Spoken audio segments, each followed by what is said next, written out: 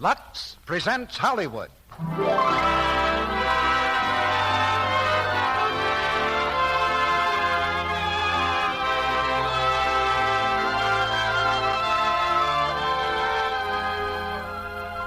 The Lux Radio Theater brings you George Brent, Olivia de Haviland, and John Payne in Wings of the Navy. Ladies and gentlemen, your producer, Mr. Cecil B. DeMille.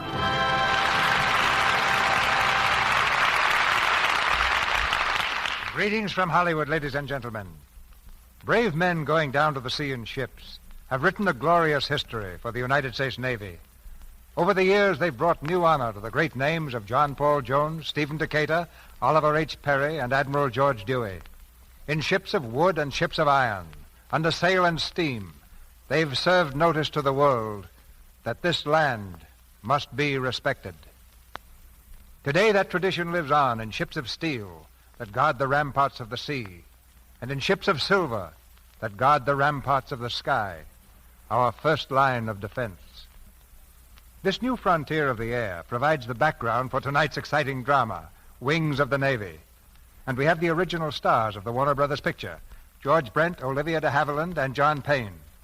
It's a saga of those men of destiny who do their daily work at 200, 300, 400 miles an hour. We throw the spotlight on two of these men, two brothers, played tonight by George Brent and John Payne.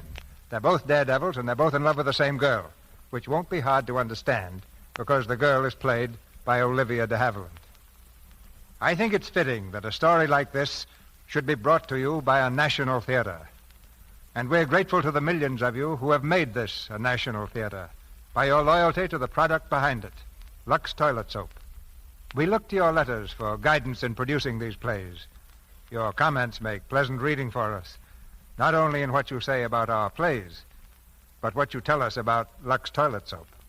Now there's adventure in the air and a thrill in every cloud as the curtain goes up on Act One of Wings of the Navy, starring George Brent as Cass Harrington, Olivia de Haviland as Irene Dale, and John Payne as Jerry Harrington.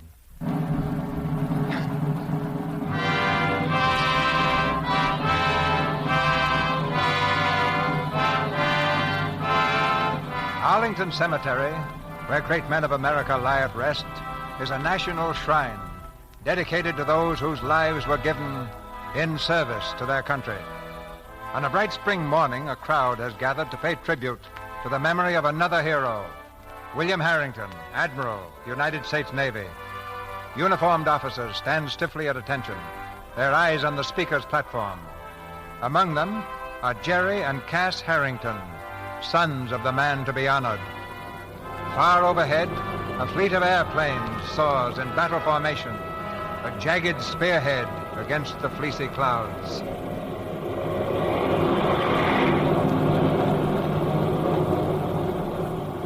And today we dedicate this monument to the memory of Admiral William Harrington. It is a small thing compared to the monument Admiral Harrington created for himself in the hearts of those who served with him. Along the coast of America and far at sea steam a majestic array of fighting craft, mammoth battleships, destroyers, silent, deadly submarines that prowl the ocean depths. This is the battle fleet of the United States Navy. And in the skies soars an armada of steel and thunder, graceful battleships of the clouds, defying the blackness of night, breathing challenge to the fury of storm and lightning. These are the wings of the Navy. Death often rode the wings of the fleet in earlier days, but from the beginning, through sheer determination, through sacrifice of life and limb, the Navy has progressed to the point where today it can fill the heavens with the most powerful fighting force in the world. Admiral Harrington and others of his day paved the way for its existence by giving all they had to the service they loved. And today, men are giving their lives to maintain and improve our greatest safeguard against war, a great and powerful Navy. It is not only to Admiral Harrington, but to the men of the United States Naval Aviation, to those who fly today and to those who will ride the Navy wings of tomorrow, that we dedicate this monument.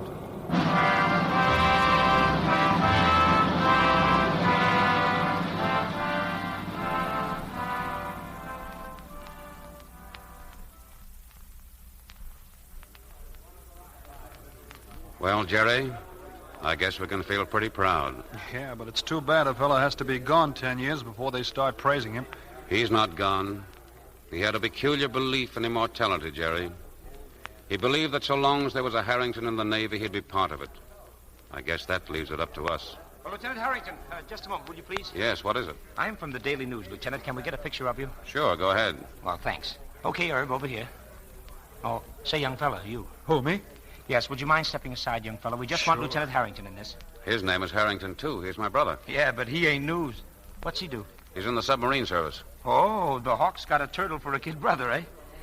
Lieutenant, I understand that you have designed a new fighting plane. Can you tell us about it? Oh, it's not that far along yet. Okay. All right, Herb, shoot it. Well, thanks, Lieutenant. You designed a new submarine, young fella, and you'll get your picture in the paper, too. Come on, Herb, there's an admiral over here. Well, I guess he put me in my place, all right. And see that you stay there. Well, I've got to get over to the field. Walking that way? Sure. You flying back to Pensacola, Cass? Yeah, I got to get there tonight. Some guys have all the luck, don't they? Hey, Cass, wait up. Hiya, Harry. Hiya. You ready to leave? Yeah. Jerry, this is Harry White. He's an instructor with me at Pensacola. Hiya. Glad to know you. Say, Cass, how do you go about getting a transfer from submarine to aviation? What? You don't? But it can be done, can it? You haven't got that flying bug again, have you? It bites me every time I see you in the air. I want to trade this sub insignia for wings. Well, forget it. Why? Because I said so. You aren't the type.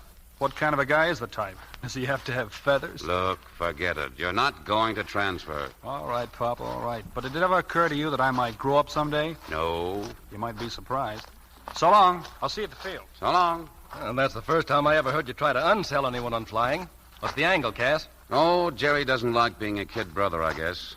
The difference in our ages gave me a head start, so he's always trying to find a shortcut to top me. When we were kids, he nearly broke his neck trying to outclimb me, and he nearly drowned trying to outswim me. And if he goes to Pensacola, you're afraid he'll break his neck trying to outfly you. Yeah, that's right. Well, he might be good, Cass. He is good. But when he's competing with me, something happens to him and he's a bust. That's why I want him to stay in the submarine service. He won't be under my influence, and he'll wind up with a record that'll make mine look like something scratched on the side of a barn. In other words, he isn't entirely hopeless. He's a great kid. I'd give him a right arm for him. While I was doing it, I'd hang my left on his chin at the same time. Well, I'll see you at the field, Cass.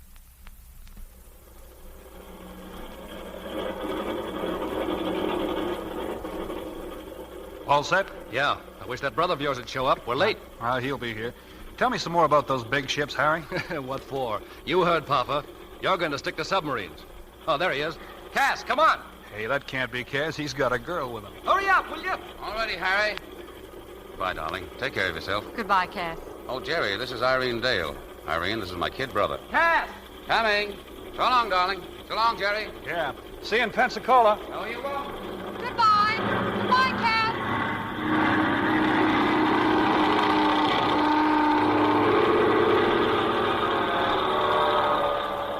Hello. Hello.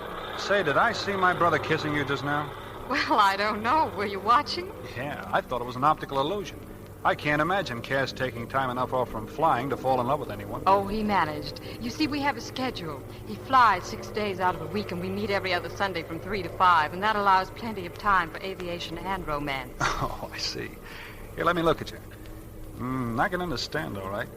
You know, I just met you, but if you had a twin sister and there was a moon, I'd be asking her to share my entire fortune, consisting of 3 uniforms, a gunnery medal, and a sword. My twin sister would be flattered if I had one. Yeah, but I was talking about me. With Cass, it's different. He isn't human, you know. Really? Nope. He's just a built-in accessory to an airplane. He's got a carburetor for a heart, and it pumps blue and gold gasoline. Why, the only thing he's been in love with in the last 10 years is an air-cooled rotary engine. Oh, yes, I heard about that affair. But it's all over now. We have an understanding. Who? You and the engine? Yes, we're going to divide him. Is that Cass coming? He's awfully low, isn't he? Hey, look out! Well, how do you like that? My own brother tries to murder me. What was that he threw out? Here it is. It's a note. For me? Probably. Let's see. If you come to Pensacola, I'll break your neck. Does he mean you or me? He means me.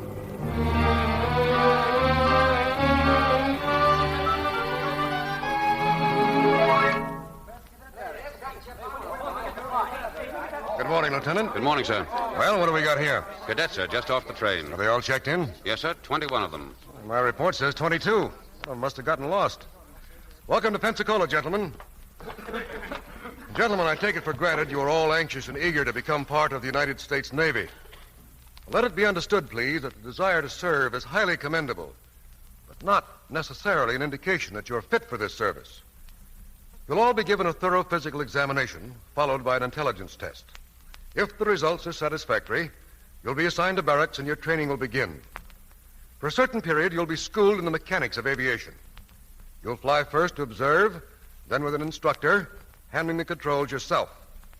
When you're ready, you'll be given a solo flight, to be followed in time by an examination in instrument flying. All of these are in the nature of tests. Pass them, and you'll be with us for some time.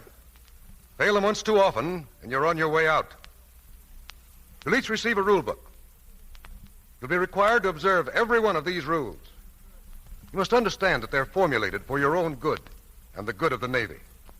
Their purpose is to turn out the finest flying personnel in the world.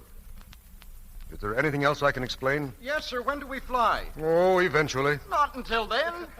That'll be all for now, gentlemen. Lieutenant Harrington. Yes, sir. You might try to round up that lost sheep. Yes, sir. I'll take a look around the field.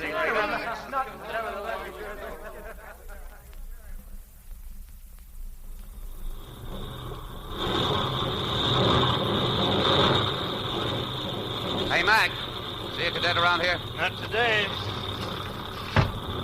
Hiya, Cass. Hi, Harry. Have a good trip? Smooth as glass all the way from San Diego. Hey, give me a hand, will you? I've got a passenger. Passenger? Where? He's on the floor. Oh, where's sick, huh? He's been dying ever since we took off. All right, come on, kid. Yeah, up you go. Stand out on the wing, kid. Oh, hello. Jerry.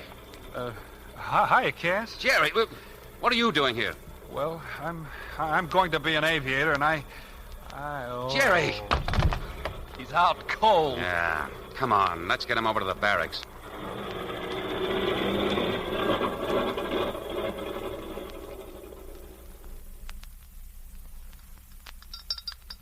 All right, now drink this. Here. What is it? It's medicine for air sickness. Air sickness. They're still laughing at you over at the officers' club. I ought to knock your block off. It's a fine welcome I get to Pensacola, and from my own flesh and blood, Quit too. trying to be funny. I don't know how you wangled yourself into getting ordered here, but you're going back to your pig boats. Now you're trying to be funny. Why don't you quit before you disgrace the name of Harrington? Look, Cass, I know what I'm doing. Sure. So does a kid playing with a machine gun. Whether you like it or not, I'm going to stay here. I'm going to learn to fly, and when I do, I'm going to fly the pants off of you. Mm-hmm. I figured that was it. You don't want to be a good Navy flyer. All you're interested in is flying my pants off, and that's where you're going to be a flop. If I do, that'll be my business, won't it? All right. From now on, you're on your own. I'm going to pretend you're not here. And if you get into a jam, you'll get out of it yourself. I'm going to leave you strictly alone. Is that a promise? Yes, that's a promise. Now, come on, take your medicine.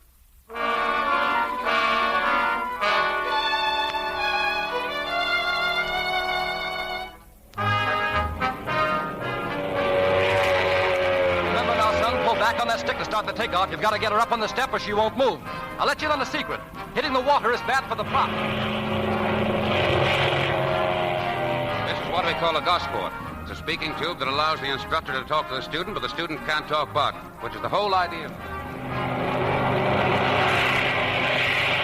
I'm not waving at angels when I do this, kid. I mean your right wing's too low. Now bring it up. Relax, kid. You're stiff as a rail. This is what's known as a loop. Your snap roll's ragged, kid. Never freeze the stick. You lose flying speed, you spin. Turn her nose up. And just remember this. Any landing you walk away from is a good one.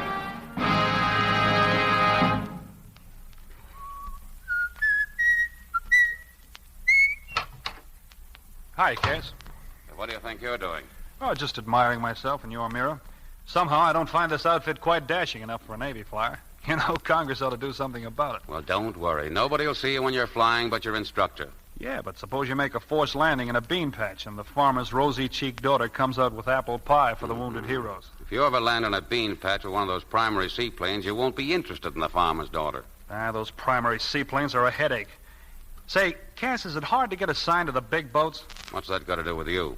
Well, I want to command a big boat and take a mass flight to Midway, Alaska. That's the branch of the service with a future in it. I don't want to be a dizzy fighting pilot all my life. That's marvelous. You don't know the first thing about flying, and already you're commanding big boats. Well, you can't stop a fella from hoping, can you? And you can't stop him from being a dope either. Oh, I don't know. I'm doing all right. I take my solo this afternoon. Solo? Well, you're not ready, Jerry. Don't be silly. Now, listen. There's lots of things I've been wanting to say to you. I've been watching your flying. You're terrible. You've been fooling... Wait a minute. You were going to pretend I'm not here. You weren't going to give me any help or advice. That was a promise, wasn't it? Yeah, well, okay, Jerry, you're on your own. But try to keep your neck in one piece, will you? What's the matter? You worried about me? No, I'm thinking about myself. Irene's coming down here next week, and I don't want anything to spoil it. Okay.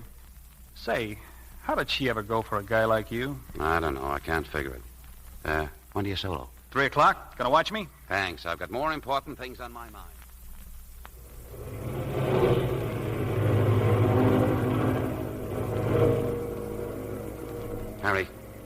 Harry, is that Jerry up there? Yeah. How's he doing? I don't know. He's been twice around the bay. Coming in too fast. Well, give him the signal. I did. Here he comes again. Easy. Easy now, kid. Relax. Forward on the stick. Easy. Your left wing's too low. Bring it up. Bring it up! Look at him. He's heading for the seawall. Up! Out! Gun it, you!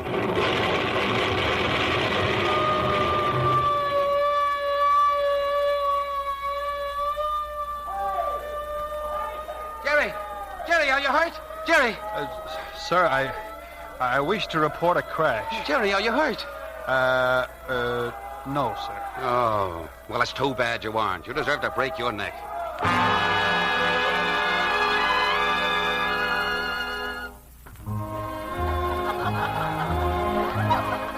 Did anyone ever tell you that you dance divinely, Mr. Harrington? Sure. That's the only thing I can do better than Cass. Oh. You know, Irene, it was swell of you folks to drag me along tonight. Not that I blame you. What do you mean? Well, does Cass always draw airplane designs on your tablecloth? Oh, yes, always.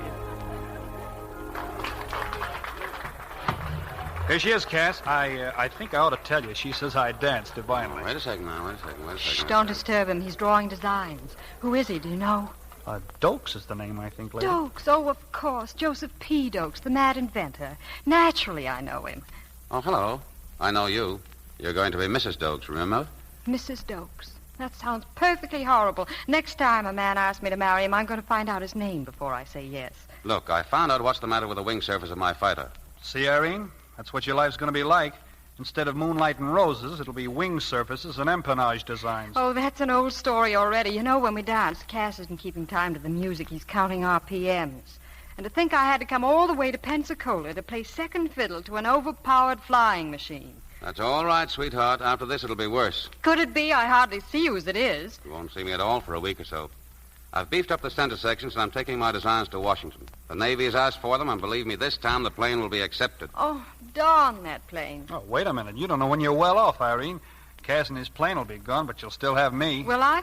Yeah, and I'll make up for all the good times Cass has been cheating you out of. We'll dance every night. No matinees? We'll play tennis and ride horseback. Uh-huh. Will you have any time for flying? Don't mind him, and we'll swim. Oh, you're going to make a marvelous brother-in-law, Mr. Cass. Can you make it a month, darling? Nope. 1 week probation is all you get. After that, you're going to be an old man's darling again. In the meantime, let's dance.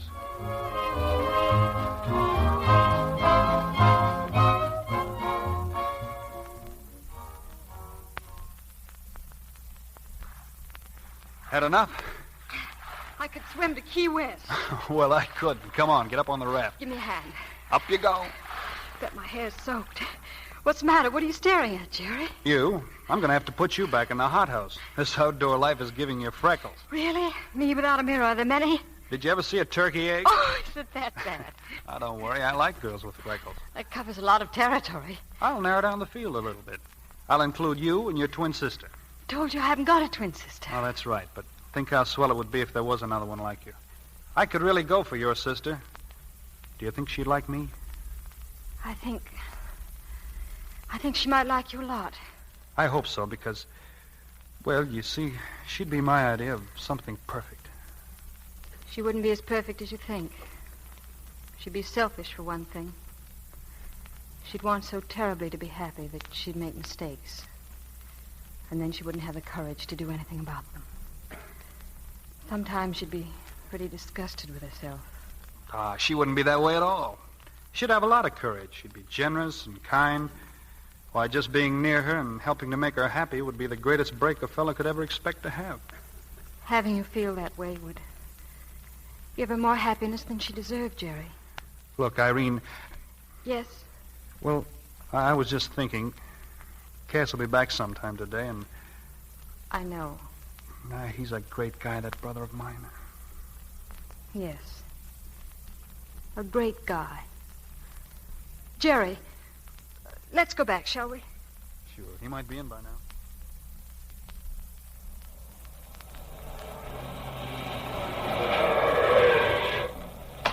Hey, Irene. There he is.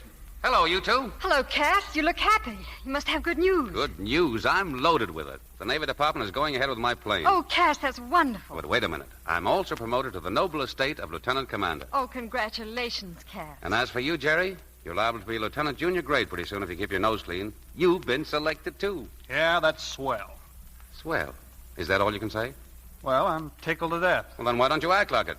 What's the matter, flat hat? You in trouble or something? No, I'm all right. I know what it is. The first promotion always does that to you. Drive me to headquarters, will you, darling? I want to say something to you that isn't any of Jerry's business. We'll let him walk. Maybe it'll help pull him out of his tailspin. All right. Goodbye, Jerry. So long.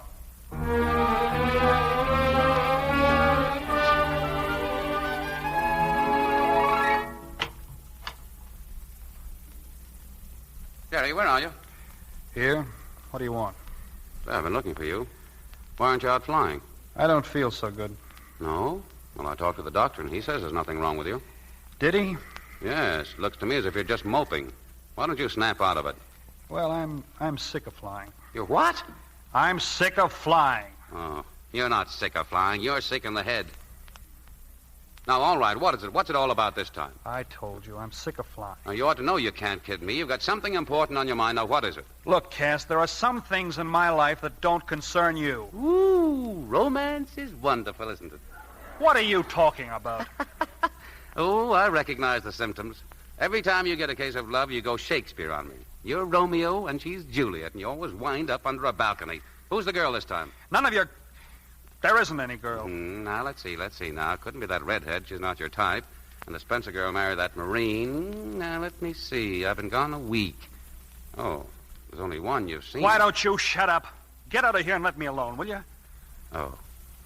I guess maybe it's serious this time, huh? Sorry, Jerry.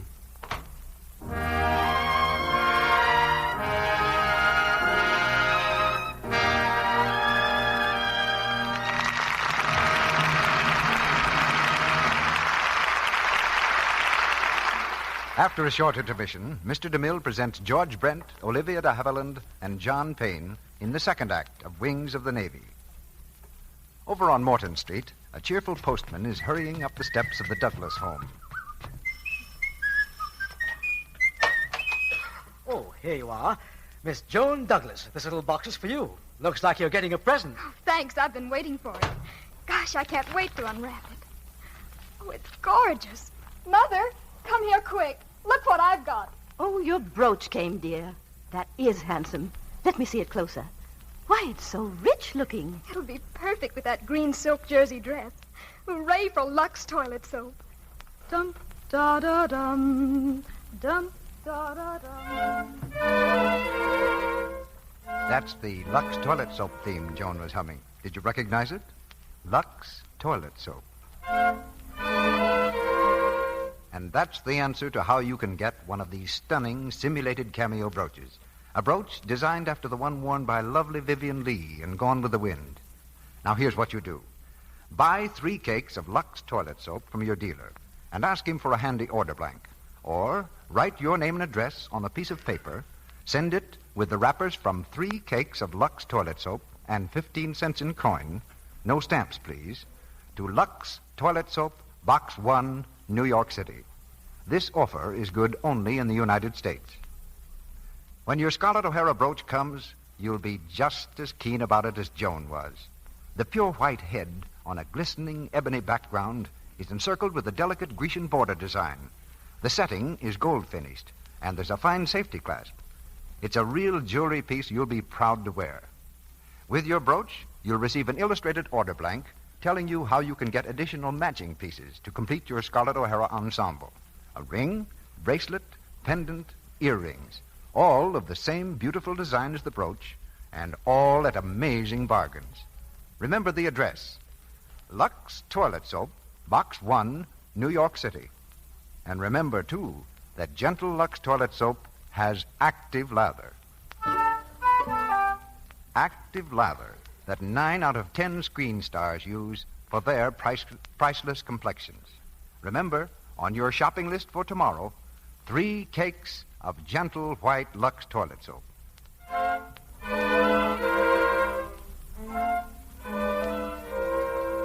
And now, our producer, Mr. DeMille.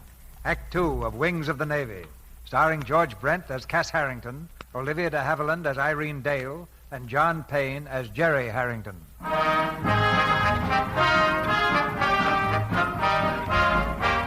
Pensacola, proving ground of Navy airmen, where fledglings try their wings. Many of them thunder valiantly into the clouds, keeping their courses straight and true to their goal, while others falter and slip, fluttering ingloriously to the ground. One of these fledglings is just coming in, his ship bouncing crazily, sliding to a stop.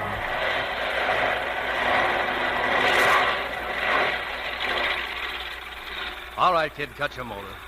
It wasn't so good, Ormsby. Oh, I know it, sir. I'm sure that...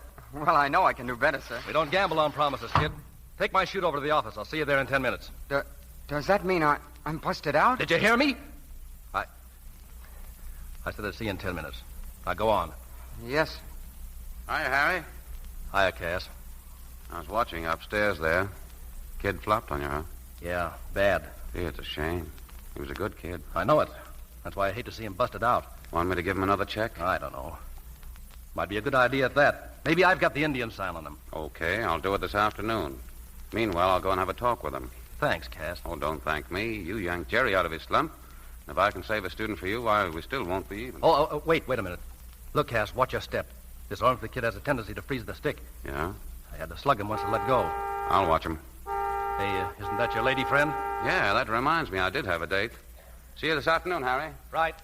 Cass, are you ready? Oh, hello, darling. I thought I'd come down and pick you up. Well, look, Irene, I can't make it. I've got to give a cadet a special check flight. I'm trying to save him from being busted out. Oh, I'm sorry. Well, I'll be through about 4 o'clock. Why don't you dig Jerry up? No, I think I'll just wait for you. On second thought, maybe that's a good idea.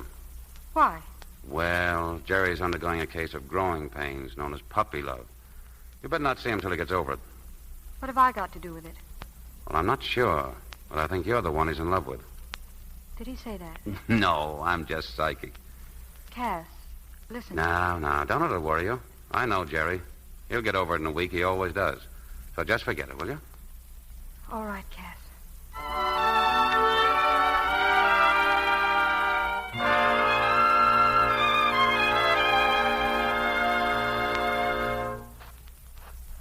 Irene. Hello. Say, you weren't going to pass me up, were you? I'm sorry I didn't see you, Jerry. What are you doing down here? I thought you had a date with Cass this afternoon. I did. He's busy. I'm going to wait. Oh. Shall we sit down? You haven't been seeing much of Cass, have you? Not very much. Well, he's had a lot to do, I guess. Maybe it's just as well. Why? What's the matter, Irene? Is something wrong? No, except that not seeing Cass has given me time to think things over. And I know now that I almost made a mistake that would have hurt him as well as me. Jerry, I'm going to tell Cass I can't marry him. Have you two been quarreling? No, he's been as sweet to me as ever. That's why it's going to be so difficult to tell him. Then don't. I mean, not right away. Think it over, huh? I have been thinking it over. Cass was gone a week, and he's been back 3 days. And during that time, I've come to realize that I'm not in love with him. That's pretty serious, isn't it? He's crazy about you, Irene. Would it be fair to marry him feeling the way I do? I don't know. All I do know is that he's the finest brother in the world. He's square, and he's honest, and He's all of that, Jerry. That's what attracted me to him. But I was wrong when I thought that it was love. I can't marry him. You can't marry a person when you're in love with someone else. Look, Irene... Don't say it, Jerry, please. It's funny, isn't it? You know how I feel, and I think I know how you feel. And we can't even talk about it. Neither of us wanted it this way. We've both been fighting against it. Sometimes things happen to people that they can't help. But they don't want to happen. It's happened to us. What about Cass? Does it solve anything to make him unhappy, too? I'd make him more unhappy if I married him. Oh, Jerry, I know how you hate to hurt Cass, and I love you for it. But it can't change things between Cass and me. You figure things out for yourself. No matter what you decide, I'm going to try to live up to whatever code of ethics I have.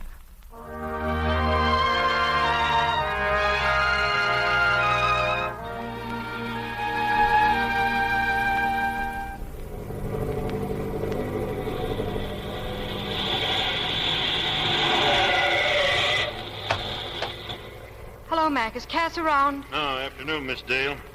Cass is up there with Ormsby, see? Oh, do you suppose he'll be long? Well, he's been up almost an hour right now. If anybody can take the kinks out of that kid, Cass is the man. Holy Mac, what was that supposed to be? Snap roll, but it didn't come off. I'd like to see a little more altitude right now. What do you mean, Mac? That kid freezes the... Pull her out, Cass! Pull her out! Mac, what's the matter? She's going into a spin! Pull out! Pull out! Cass! Oh, Cass!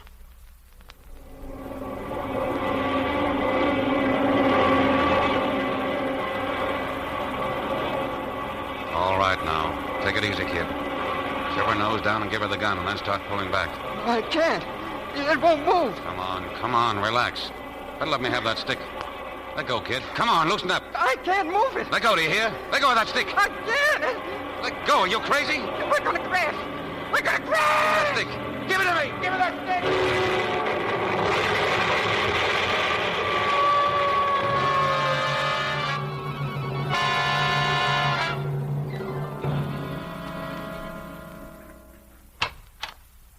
Doctor, can I go in now? I think so.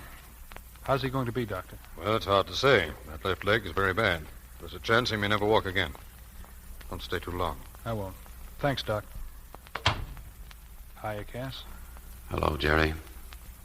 Come in and see the cripple. Yeah, that was nice flying, mister. Aren't you the guy who was going to give me some pointers? Of course, I realize it wasn't all your fault. When I get up out of here, I'll break your neck. If I ever do get up. What are you talking about? Oh, the doc had 4 specialists in here this morning. They all voted the same ticket. I'm grounded for good. Ah, the woods are full of specialists. They make mistakes, same as anybody else. You'll be as good as new. You'll be in better shape than Ormsby, and he's walking around already. Now, you're not a fortune teller, and you're not a doctor, so why don't you keep quiet? You're not giving up, are you, Cass? I'm just looking facts in the face, and I'm not asking for sympathy. I'm sorry, fella. I'm sorry, too. Sure. Well, looks like you'll be carrying the ball from now on, Jerry. Well, that won't be so bad. You and Dad ran up a pretty good score. All I have to do is follow the interference. Yes, but you got to show them the way. You've got to be the best fighting pilot in the Navy. I'm going in for big boats. Oh, yeah, big boats. I forgot. An aerial truck driver on an ice wagon. That's what you'll be. Yeah, well, it takes a darn sight better man to fly a big boat than it does to herd a fighting hornet. Oh, if you weren't young and stupid, I'd argue with you. And if you weren't old and flip-dippy, I'd argue back. A big boat's got a crew like a submarine. When you're in a fighting plane, you're on your own. You're as near as you'll ever come to having wings.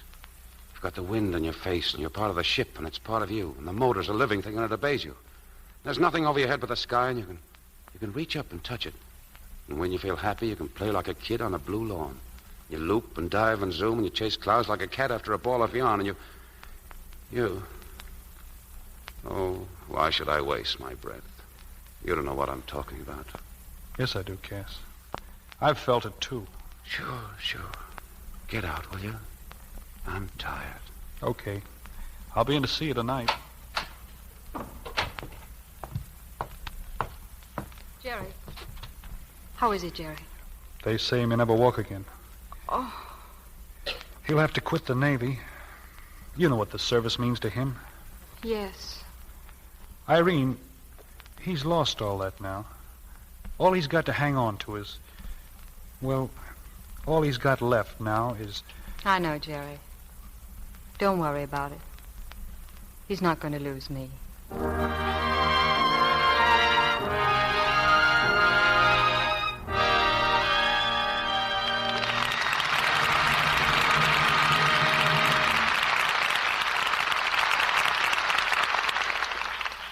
just a few moments, Mr. DeMille and our stars, George Brent, Olivia de Haviland, and John Payne, will bring you Act 3 of Wings of the Navy. And now, let's listen in on a little conversational bridge game played by 4 charming ladies. Your deal, Mary. Before I pick up this hand, though, I'm going to ask you a question I've been dying to ask all afternoon. Where did you get that stunning cameo brooch you're wearing? Looks like an antique to me. Is it a family heirloom? Well, girls, if I didn't know you so well, I'd just let you keep on thinking that. But I can't help telling you what a bargain I got. This is designed after a brooch worn by Vivian Leigh in Gone with the Wind. And how much do you think it cost me? Just 15 cents. And wrappers from 3 cakes of Lux toilet soap. When you see this handsome brooch, you'll say it's simply stunning. It's a simulated stone cameo, a pure white head on a jet background, encircled with a handsome Grecian border in black and gold. It's the kind of expensive-looking jewelry piece that looks equally well with a frilly blouse or a simple tailored dress. You'll get plenty of compliments on your style and good taste when you wear it, because there's nothing cheap or flimsy-looking about this pin. It's made, as expensive jewelry is, with a solid back and a fine safety clasp. Its simplicity and good taste will be applauded by the most smartly dressed women. So don't miss your chance to get this wonderful bargain. Here's how you do it. Get an order blank from your grocer tomorrow, or write your name and address on a piece of paper and send it, together with the wrappers from 3 cakes of Lux toilet soap and 15 cents in coin, no stamps, please, to Lux Toilet Soap, Box 1, New York City. And in a few days, you'll receive your pin. Think of it. Only 15 cents and the wrappers from 3 cakes of Lux toilet soap, the gentle white soap that 9 out of 10 screen stars use. With your brooch, you'll receive an illustrated order blank telling you how to get additional matching pieces for your Scarlett O'Hara set. Ring, bracelet, pendant, earrings. Act quickly. This is the last time this offer will be made on this program. Send in your order today. This offer is good only in the United States. We pause now for station identification. This is the Columbia Broadcasting System.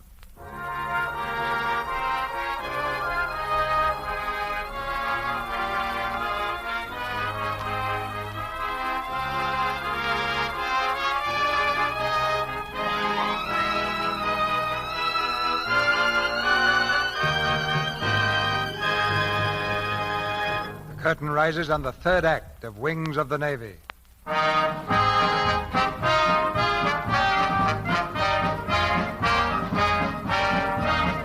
Several months have passed, and Jerry Harrington's training period at Pensacola is finished.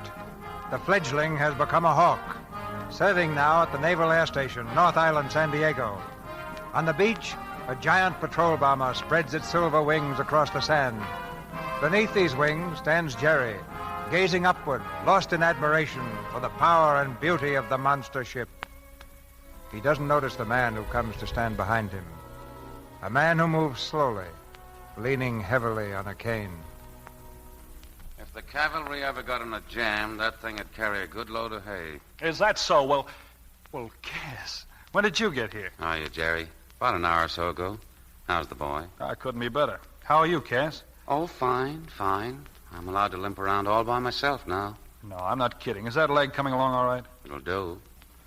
So you're flying that big boat now, eh? Yeah. Isn't she a beauty? Not bad. Wait until my plane's accepted. We'll fly the wings off of that thing. Don't call that thing a thing. I'm going to fly it to Honolulu. When? Mass flight next month. There are 3 commands vacant, and I've got mine all picked out. Oh, still the modest boy, huh? Well, good luck. Thanks. How about coming along, Cass? I'll bet I could swing it. Save yourself the trouble. They don't want one-legged men in the Navy. I found that out when I went before the examining board. I'm grounded for good. Oh, well, there are other things beside the Navy. How's Irene? Oh, she's fine. Hadn't been for her, they'd have sewn me up in canvas long ago. Where is she? She's here, staying with relatives until they test my ship. When I get that off my mind, we're going to be married. I know she's anxious to see you. Come on up and say hello to her. Oh, no, not right now, Cass. I got a few things to do here. Some other time, huh?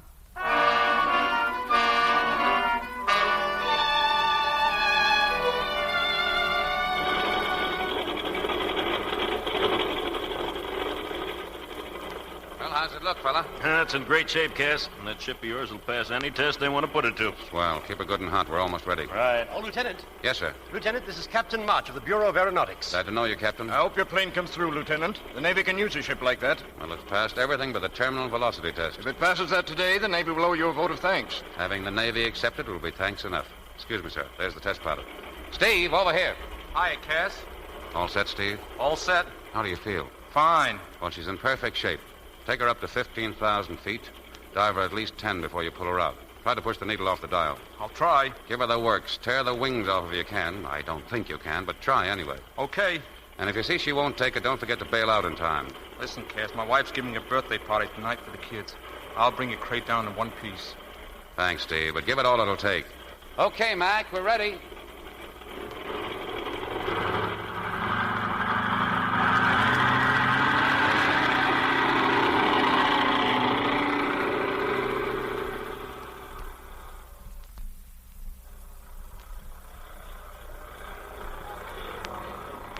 Looks like he's got enough altitude. Why doesn't he turn it down? I told him 15,000 feet. He'll be coming any minute now. Good luck, Lieutenant. Thank you, sir. Jerry. Oh, hi, Irene. Come down to see the test? Yes. And to see you. Why have you been avoiding me, Jerry? Well, I've been pretty busy and... Don't you realize you're creating exactly the impression you don't want to create? Cass wonders why you've been finding excuses not to go out with us. What can I do, Irene? I've tried... We made a bargain, Jerry. What else is there to do but make the best of it? Let's be grown up. Let's behave as if nothing had happened. We'll meet and we'll be friends. And we'll be happy because Cass will be happy. Okay. You'd better watch this. It's a big moment for Cass. How far is he taking it, Lieutenant? I told him to bring it down to 5,000. Coming awfully fast. You'll be all right. Those wings hang on at that speed, we've really got a plane. They'll hang on. I'd say it was less than 5,000 right now. Well, he'll turn it up in a second. Come on, Steve. There he goes. He's in a spin. Pull out, Steve. Pull it out. Turn it up. What's the matter with it? He's going to crash if he doesn't. Jump, Steve. Jump, fella. Don't take a chance. Bail out. Bail out.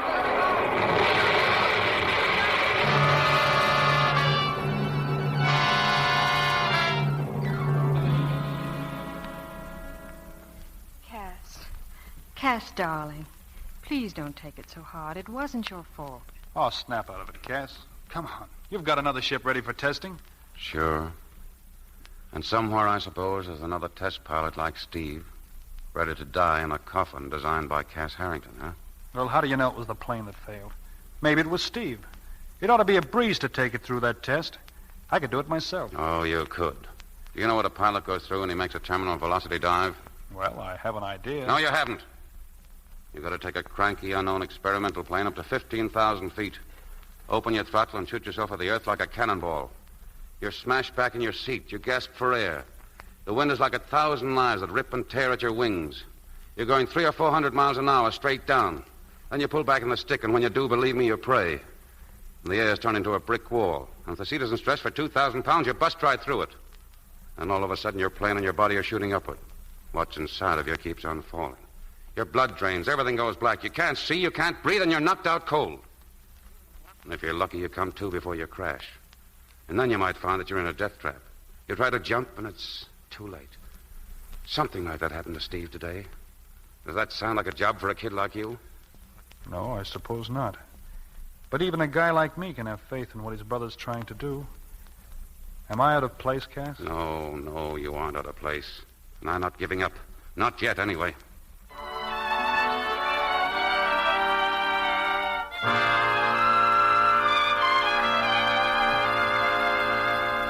Must be a test pilot willing to take the job. Keep on trying. Offer more money. But do something before Captain March goes back to Washington and scratches my plane off the list. I'm sorry, Cass. I know what that plane means to you and how valuable it'd be to the Navy. But there are only 6 or 7 test pilots capable of giving your ship the beating the Navy will demand before the design is accepted. I've communicated with all of them. They feel that the plane that killed Steve Connor can't be any good. Those men will risk their lives, but they won't commit suicide. Then there isn't anything to be done? No.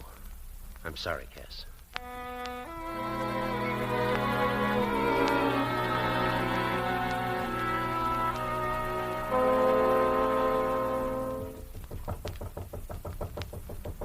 Who is it? Hello, Irene. Where's Cass? Is he here? No, I haven't seen him since yesterday. Oh, well, maybe he's heard the news and he's avoiding me. What news? In me, Irene, you observe a man of consequence, a person of vast importance. In other words, a Navy hotshot. Suppose you tell me what it's all about. Honolulu, I've been given command of a big boat, and I'm going to take it on the mass flight from here to there. Oh, congratulations, Jerry. Yeah, and wait till Cass hears about it. Will he be mortified? After I rub it in for a while, we'll go out and celebrate, huh? What's wrong, Irene? Nothing. Only I wouldn't plan on rubbing it in, Jerry. I wouldn't plan on a celebration either. You don't think I meant it, do you? Why, no, you're just kidding. Cass has changed. He's abnormally sensitive. He's always brooding. And when I try to cheer him up, he just gets irritable. It's that plane of his, huh? It looks as if it's going to be abandoned. And if it is, he'll lose everything he wants out of life. It's not that important, Irene. He'll get over it, and he'll have a lot left to live for, too. He'll have you, won't he? That isn't enough. Can you understand that? No. I didn't at first. I made a bargain. I accepted a job. And I believed that by merely accepting it, I had accomplished it. Jerry, I did everything I could to make Cass happy. And I failed. I'm not important to him. That's not true, Irene. Cass loves you. I think he does. But he's never reconciled himself to being out of the Navy. He feels that he's only half a man. That he's a failure. That plane is a symbol to him. If he puts the Navy's colors on its wings, then he'll be in the service again. He won't mind being crippled. He'll be happy. And if the plane's a failure, he'll die slowly inside. And there's nothing I can do about it. Can you see that? Yeah, I can now. You know, Irene, a long time ago, I gave up something I wanted very much. And since then, I've been so busy feeling sorry for myself that I never considered that there were two sides to the bargain. I can't come close to matching what you've done, but the least I can do is try. If there's any way in the world of putting Navy colors on Cass's plane, I'll do it.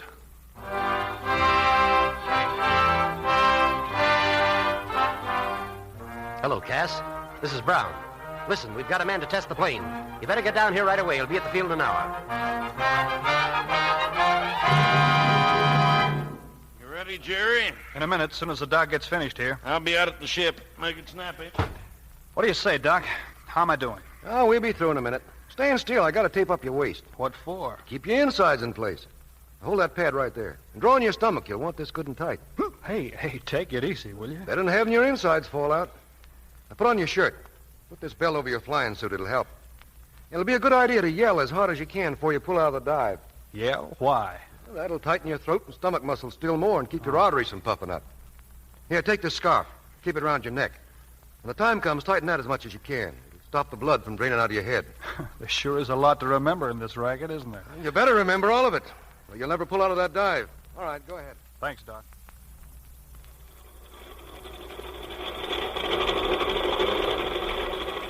What are we waiting for, Mac? Where's the test pilot? Now, take it easy, Cass. He'll be here in a minute. Who is he? Is he any good?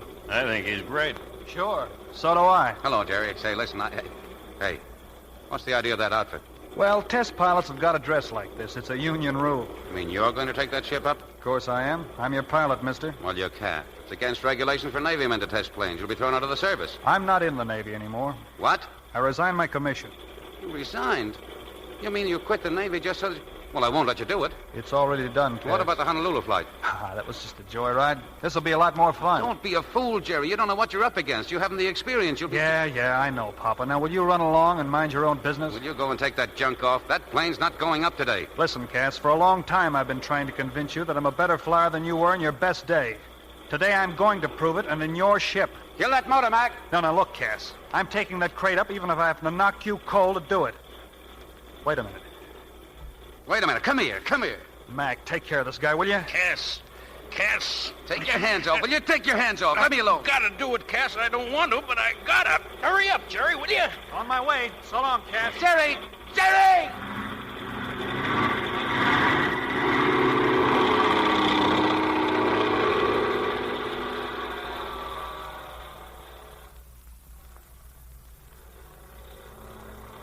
Look at that ship climb. Cass, I just heard about Jerry. Cass, you can't let him do it. Well, he's doing it now. That's him up there. If anything should happen to him. If anything should happen to Jerry. When I tried to stop him, I couldn't. He may be killed. He may be... Oh, Cass. Well, there's nothing we can do about it now except to hope. Just about ready. There he goes. You know when a test pilot goes through when he makes a terminal velocity dive? Open your throttle and shoot yourself in the earth like a cannonball. This is to keep your insides in place. You smash back in your seat, you gasp for air. The wind is like 1,000 knives to rip and tear at your wings. You're going 400 miles an hour, straight down. Put this bell on. Straight down. Better to have your insides fall out. 400 miles an hour, straight down. The air's turned into a brick wall. Yell as hard as you can before you pull out. All of a sudden, your plane and your body are shooting upward. Yell as hard as you can. Your blood drains. You can't see. You can't breathe. You're knocked out cold. You're knocked out cold. You're knocked out cold. And if you're lucky, you come to before you crash. If you're lucky, you come to. If you're lucky, if you're lucky, if you're lucky, if you're lucky. Level off. You're out of it. You're out of it.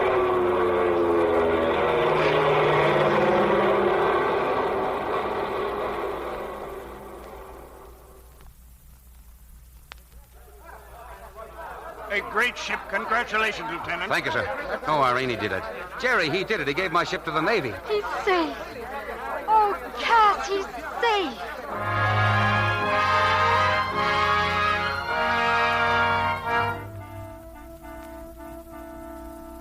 If only you'd try to understand, Captain. The kid loves the service as much as any man ever did. Yes, I'm sure. Yeah, but this Honolulu flight, sir, is the most important thing in his life. He gave it all up for me. Please hold up that resignation, sir. If not for my sake, for the sake of the old man. If he were alive, it would be awfully important to have one Harrington left in the Navy. I'm washed up, and Jerry's the only one to carry on. Please, sir. The Honolulu flight leaves tomorrow. I'll see that your brother has his command. Thank you, sir.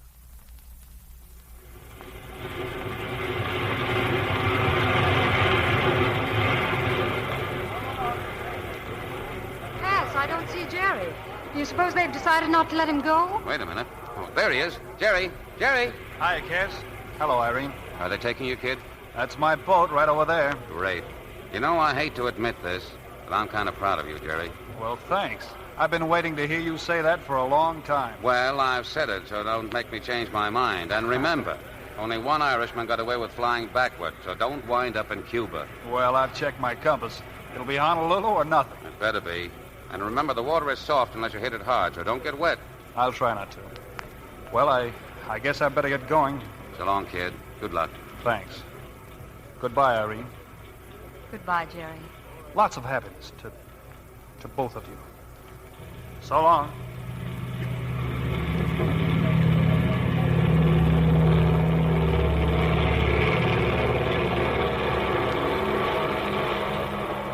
He's gone, Cass. I hope he's happy. He will be. Tomorrow, a clipper ship takes off for Honolulu. You'll be on it. I'll be. Yes, you. Now that I'm cured, I'm firing the nurse. That's gratitude for you, isn't it? Cass. No, let's not have any arguments. I'm sending you to Honolulu so I won't have to support you for the rest of my life. Oh, Cass. You know, don't you? Sure. Something I should have had sense enough to see long ago. Oh, please don't think that I'm hurt or angry or that I feel cheated. Having known you for a little while gave me more happiness than I'll ever deserve. Oh, Cass. Oh, Cass.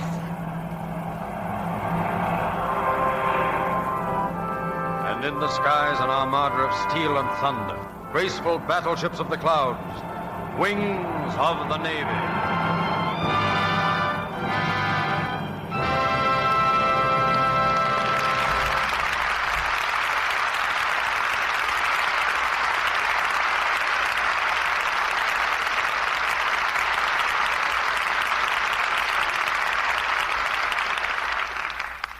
In just a moment, Mr. DeMille will bring our stars back for their curtain calls.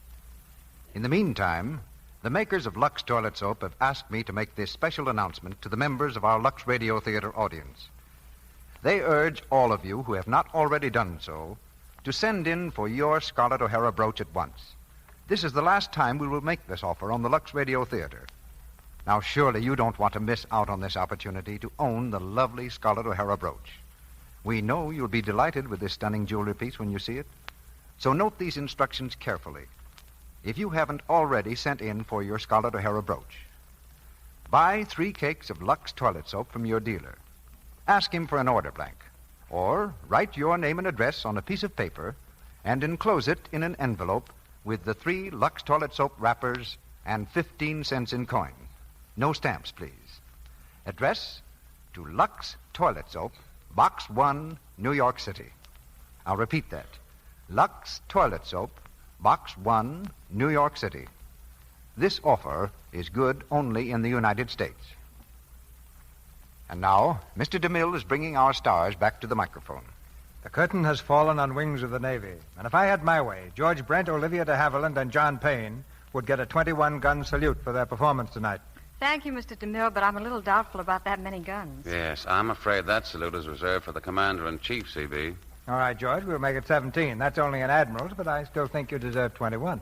You know, when we made this picture, Mr. DeMille, we were practically in the Navy for a couple of months, and we really saw what makes the flying service tick. Yeah, the fellas that run one of those big flying boats don't spend much time in saluting. It takes both hands to handle that job.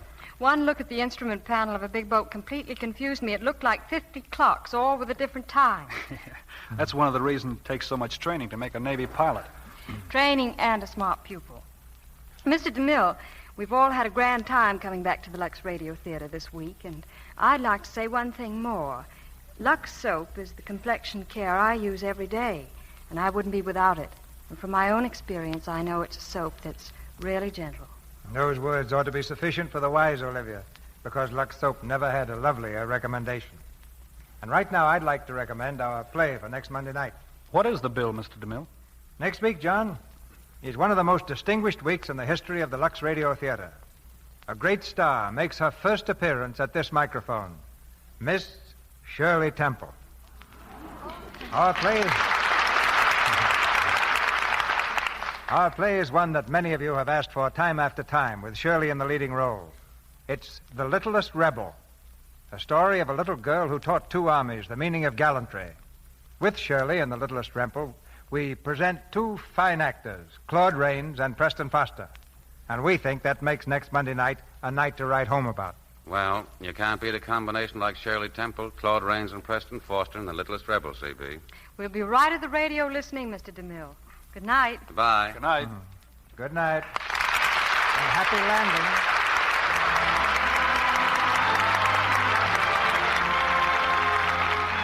Our sponsors, the makers of Lux Toilet Soap, join me in inviting you to be with us again next Monday night when the Lux Radio Theater presents Shirley Temple, Claude Rains, and Preston Foster in The Littlest Rebel.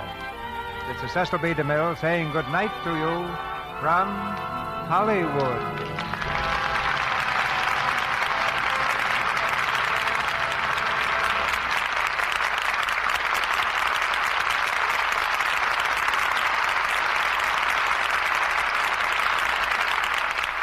Heard in tonight's play were Tristram Coffin as Harry White, Lou Merrill as Mac, Gail Gordon as Speaker, Stuart Buchanan as Dr. Harper, Earl Ross as Captain Brown, Stanley Farrar as Captain March, Wally Mayer as Reporter, Frank Richards as Steve, and James Eagles as Ormsby. Here's an important announcement. Uncle Jim's Question Bee, which so many of you enjoy, will now be on the air Tuesday nights beginning October 8th instead of Wednesday. See your local newspaper or radio magazine for details. George Brent and Olivia de Haviland appeared tonight through the courtesy of Warner Brothers Studio. Mr. Brent will soon be seen in the Warner Brothers production Honeymoon for Three, and Miss de Haviland's forthcoming picture is Santa Fe Trail at the same studio. John Payne was heard through the courtesy of 20th Century Fox and is currently appearing on the screen in their production of Maryland. The Scarlet O'Hara brooch offered you by the makers of Lux Toilet Soap is designed after one worn by Vivian Leigh in Gone with the Wind, the Selznick International picture produced by David O. Selznick and released by Metro-Goldwyn-Mayer. Our music is directed by Louis Silvers, and your announcer has been Melville Ruick.